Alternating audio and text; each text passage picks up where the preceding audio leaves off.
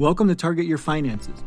My name is Joshua and I'll be walking you through 7 facts about credit cards in this video. Some common questions like, is it a missed payment if I pay less than the minimum? Should I try not to have a lot of credit? A few of these questions and more we're going to answer in this video below. So if you know the facts, you can make smart decisions. Let's dive in. Number 1, even if you don't use a new card, it changes your credit score.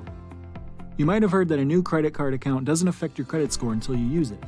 But 10% of your credit score is based on how often you apply for new credit. It doesn't matter if you get the card or use it. What matters is that you asked for it. Your credit score can go down if you apply for new credit too often, so make sure you really need that new card before you apply for it. Number 2, if you pay less than the minimum, you still have a missed payment. So if you don't pay at least the minimum payment on your credit card bill, your credit card company may report it as a missed payment. This can hurt your credit score, which will make it harder for you to get credit in the future.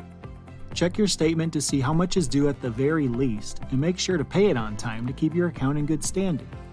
Remember that paying more than the minimum amount is a great way to pay down your debt, and that interest will keep being added each month until you pay it off. Number 3, there are more than one interest rates on your balance. So before we get into number 3, if you're enjoying this video, please leave us a like, comment your thoughts below, and subscribe. This helps our channel reach new people who might need this valuable information. Thank you. So there may be balances on your account with different interest rates, like one for a balance transfer and another one for a cash advance, and etc. Experience says this is a good reason to pay more than the minimum.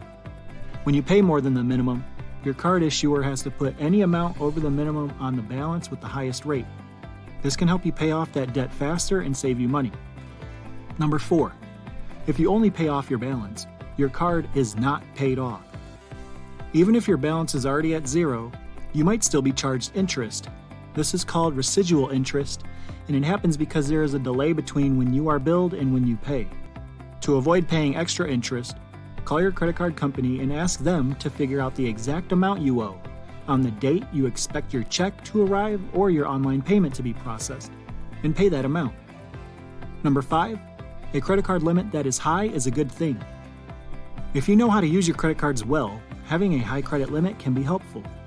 The ratio of how much debt you have to how much credit you have makes up 30% of your credit score, the amount you owe in proportion to your total credit limit.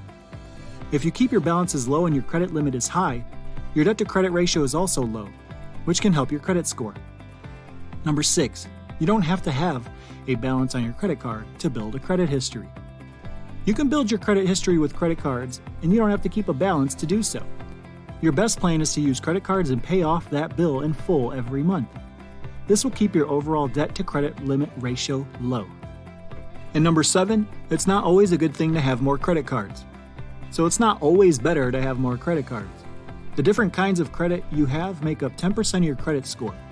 You might have student loans, a mortgage, and credit cards, for example. Credit agencies want a good mix of things. If you only have credit cards, you might not be doing anything to help your score. So now that you know the basic facts about credit cards and the most common myths, you have the tools to better manage your credit and build a strong credit history. Thank you for watching.